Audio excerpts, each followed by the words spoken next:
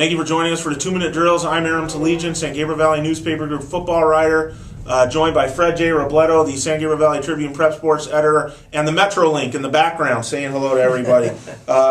Guys, we are talking about Week 10, 4 championship games taking place in the Tribune area. Fred, one of the biggest ones going down. They're all big, but one of the biggest ones going down. I didn't expect this to happen. I really didn't. Roddy told you it was going to happen. Yeah, it didn't quite go according to plan, but Roddy is there in Week 10 with a chance to win the league, and really, if he does, Fred, you are not going to hear the end of this. Good for him. How many times has Diamond Ranch been in this situation where you write them off for dead, and by the end of the year, come Week 10, come playoffs, quarterfinals, or semifinals, you're writing about Diamond Ranch. You don't expect it to happen, but you do. It happens every single year, and here we are again. Roddy, after that huge win over Bonita, comes out smack talker. We're going to beat them. Now we're going to beat West Covina in Week 10 of the championship. Now, they wound up losing one of those games. It didn't happen exactly the way he said. Los Altos, but they pretty much did what they had to do to get in this game. And even losing that game really doesn't matter now, because if you beat West Covina, you get the top seed from the league, because they both have the same record. Yeah. So and we'll call them the league champs. Roddy has got them right where he wants them, Aaron. Yeah, he does. Okay, so let's set the stage. Diamond Ranch, 5-4, not sexy, right? But 4-1 in the Hacienda League. West Covina, very sexy, 8-1, only lost to Loyola, 5-0 in league. Freddie, I'm going to say this right now. It's been on my mind for probably the last month.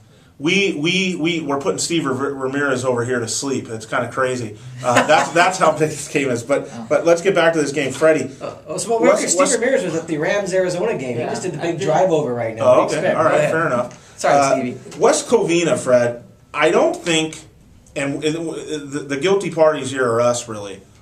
I don't think they're getting the coverage. I don't think they're getting the respect. I sound like a blogger, right? Yeah. A fan, a parent, something that they deserve. They are a defending CIF champion. They are 8-1 at this point in the season, and I don't feel we talk about them as much as we do Charter Oak, Bishop Amat, and the others. Now, obviously, over the next 5 weeks, that's going to change. And that's probably because right now, towards they have the Player of the Year, Fred, still on their campus. Boring us to death with how easy they win. Now, we covered them big earlier in the year when they had the big win over Covina. We covered them when they had the big win over South Hills, big wins at the time. Yeah. We don't talk about them. You get it. What's wrong with West Covina, man? 8-1. I mean, this is the biggest story in the area. When we do these 2-minute drills and we start thinking, what are the big games we see? West Covina rolling. No, that's not going to work. West Covina, whoever it is, you just know that they're going to go in there and they're going to win that game and win it pretty handily. They have the defending Tribune Player of the Year, Chris Solomon. Yeah. He's a D1 player college-wise. Justin Metters, he's a D1 player college-wise. They have sensational freshman Antonio Noodles Hull, who Fox Sports West now feels the need to write features about. They have Josh Best, a sophomore emerging. They have Mike Majori, the reigning coach of the year, the two-time coach of the year. They are the defending CIF champion that was 13-1 last year. They're 8-1 right now, and they're cruising towards another CIF championship.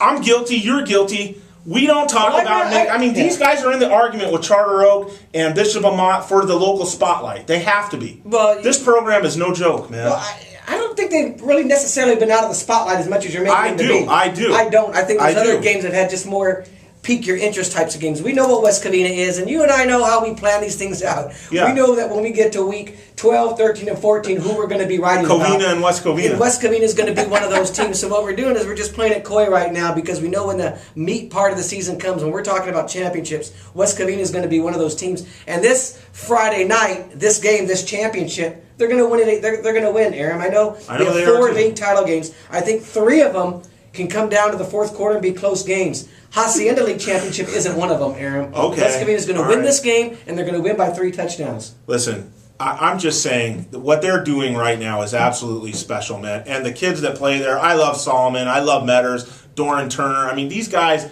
man, they're a great group of kids. Aaron Salgado, these guys are nasty when they get on the field. They hit hard. But I used to they play a really tough, brutal kind of offense.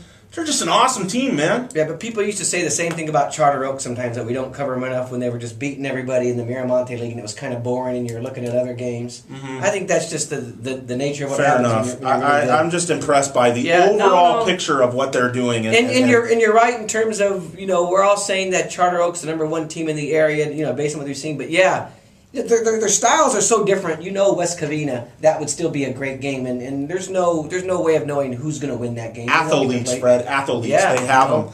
Teams that can run and defend always have a chance. Okay, now That's you're why not I'm giving scared. Diamond Ranch much of a chance, but what does give them I give them a Roddy's chance. Okay, well, what does give them a decent chance, if not better, is Andrew Fisher, who had missed time. He didn't play in the game against Los Altos that they lost. He is back. Roddy texted me and said Andrew Fisher's back. That's good. He's a good weapon, Fred. He belongs on the field with the West Covina guys. And I know what Roddy's going to do. This is going to be smash mouth versus smash mouth. Roddy's going to say, hey, we're not going to go out there and make mistakes. We're going to wait this team out like they did against Bonita, and we are going to pound on them and pound on them and pound on them, and hopefully by the fourth quarter, we're going to pound them into submission, and we're going to start breaking some things off. I don't know, man. I don't know if that's going to work against West Covina. The hard thing is you can't pound West Covina. Right. It's like getting in a track meet with Charter and Oak. West Covina is a lot healthier now than they were earlier in the year. I thought earlier in the year there were a lot of games. They won a lot of games that were close, Aaron. The South Hills game was close. The Covina game was close. Obviously, Loyola beat them. I think that there was one other game that was fairly close. They had some close ones early. Since they started getting all their guys back, Solomon got healthy and everyone's in there. Glendora was close. Yeah, Glendora was close. Yeah. But since they've gotten, it seems like everyone healthy, and I don't know how much of that is West Covina getting healthy and be dominant, or it's just the Hacienda League. They're just better than all of those, the rest of those teams. Probably a combination of both. So I wrote on my blog last week, this is a great game for West Covina to have, because I think going into the playoffs, it's good for them to have a league championship type game, a game where they can feel like they're ready for the playoffs, the postseason right now, because they haven't had that for the past 3 or 4 weeks. Right, it's kind of been ho hum. I think now they're in a game for a championship. I think you're going to really see them explode and have a great game on Friday night. I do too, but I think styles make games, Freddie, and I think West Covina is going to win this game in the 10 to 14 point range, not maybe the 28 point range. Well, I do, because I don't think they stop them running the ball.